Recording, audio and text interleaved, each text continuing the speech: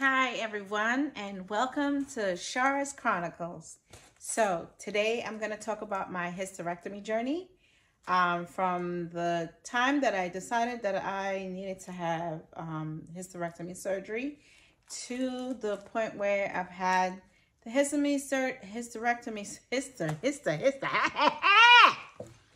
the hysterectomy surgery and much more. Stay tuned.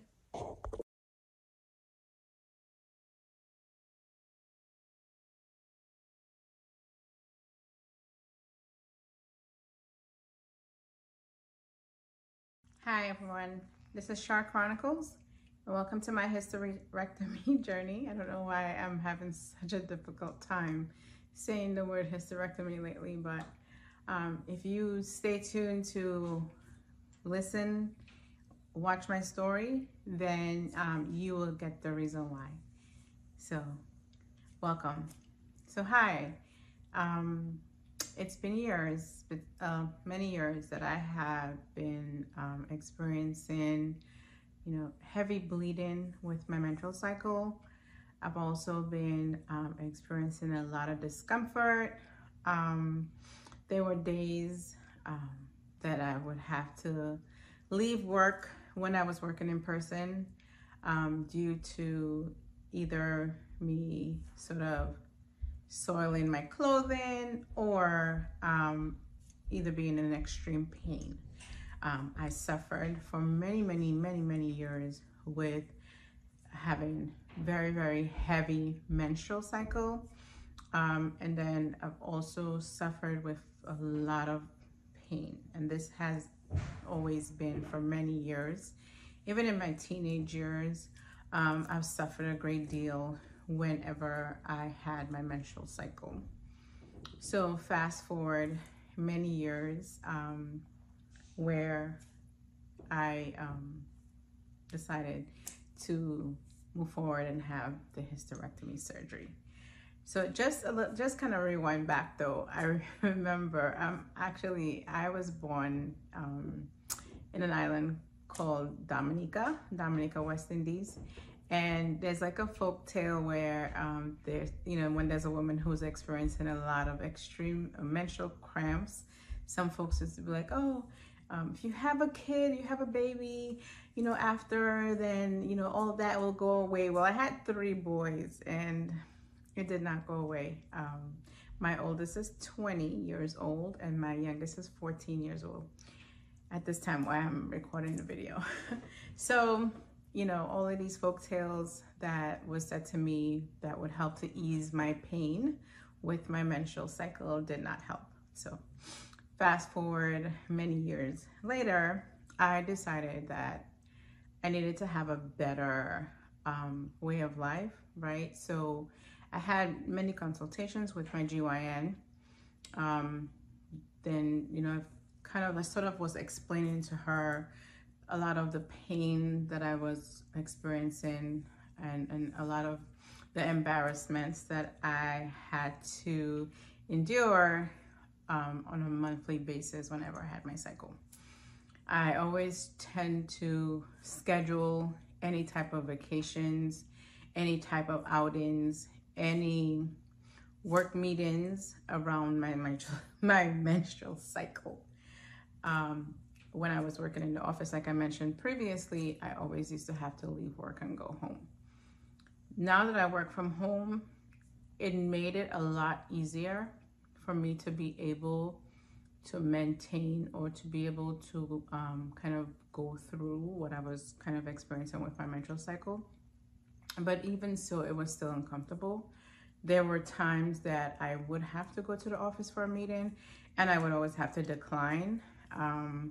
I remember 2 cycles prior to my hysterectomy surgery, I had to go to the DC office for an all-day meeting, and I dreaded that because I just knew, and actually it was actually day 1 of my menstrual cycle, and I knew that it was gonna, no, I just knew I was gonna have the worst experience ever.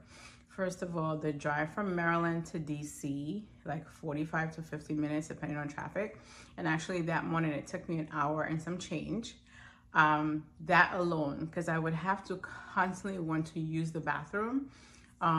And then I was like, oh my gosh, I'm gonna be in my car for that long with no bathroom. That feel like I am no longer secured. I'm no longer in my cove, so to speak. I cannot do it. But anyway, I put my big girl panties on and I drove to DC, and thankfully God was with me. God was always, always, always with me. He made sure that I didn't have the urge to use the bathroom for that hour and change ride from Maryland to DC. Finally made it to the place where they were hosting the summit. Actually that day I was going over for a DC Medicaid summit. So the building that was the summit was being held, ran in there immediately, used the bathroom, got myself all prepped and ready to sit for an 8-hour day. But the bathroom wasn't very far away from the main ceremony hall, so that was cool. Anyway, so yeah, it's been an ordeal, that I should say, that I don't want to wish on anyone, not even, I don't want to say enemy, because I'm really in this position in my life where I don't want to have enemies, but I don't want to wish this on anyone, having to go through this on a monthly basis. Stay tuned for more. All right, folks, so 3 years ago, actually, yep, because it was in 2021 is when, we're in 2024 now, I had a conversation with my GYN, and I'm like, I cannot, I'm having a lot of pain. So the GYN decided to write a script and give me an order for an ultrasound of the abdomen and a pelvic ultrasound, where she found that I had numerous fibroids and then endometriosis. So then I had a conversation with her in terms of my choices. Some of the choices were ablation, where I'll put it on the screen exactly what an ablation is. And then also the other choice was to have hysterectomy, or they were gonna put me on, it's called TRX. I'll also put it on the screen exactly what it is. It's a medication that helps to decrease bleeding, which I took, and that did not help. So then my GYN performed a biopsy, and just to make sure that I didn't have any cancerous cells. Then we decided that, okay, so my GYN then referred me to a specialist who specializes in cases such as myself, and basically apparently they do hysterectomies, like 20 of them a day, so I was told. So I had an appointment with a doctor, Dr. L, we'll call her, and she wanted to order another biopsy. And I was like, I just had a biopsy done last week. I don't feel comfortable with having another one when I just had one last week with my GYN. And she's like, no, I want to have one. I prefer to do my own. And I'm like, this is not like you prefer to like wrap your own taco because you like the way your tacos are wrapped. No, this is my body, and I'm not gonna endure another biopsy. I literally just had one last week. It's very easy. Excuse me.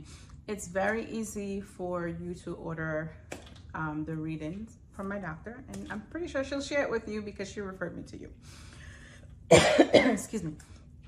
So I was very hesitant to continue the consultation with her, because she was just gung-ho and wanted to perform another biopsy, and I just couldn't figure out why she could not have just reached out to my doctor to just get the results.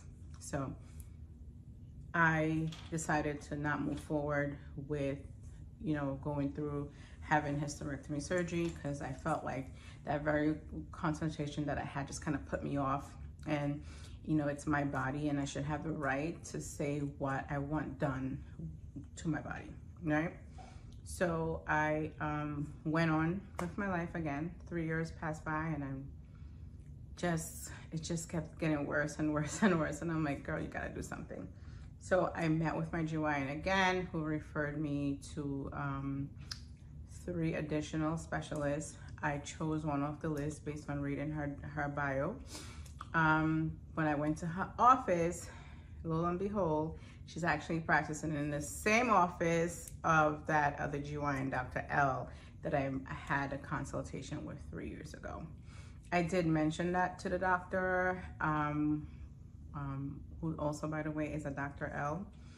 So I did mention that to her, and I told her that, actually she's Dr. M, because we're doing her last name. I mentioned that to her, that I had a not so nice experience with Dr. L, and you know, I'm super happy that, you know, Dr. M, understands me and she gets my story. She also mentioned to me that, the doctor also mentioned to me that she also had hysterectomy surgery, and she understands clearly what I am going through, because she herself has gone through the same things. She also said that she has a lot of patients that unfortunately had to have the same type of surgery that she and I did. So I kind of told her about my experience, and then she assured me that everything will be okay, and you know, we know. So then fast forward to the day of my surgery. So my surgery was scheduled for December 6th of 2023. And stay tuned for more.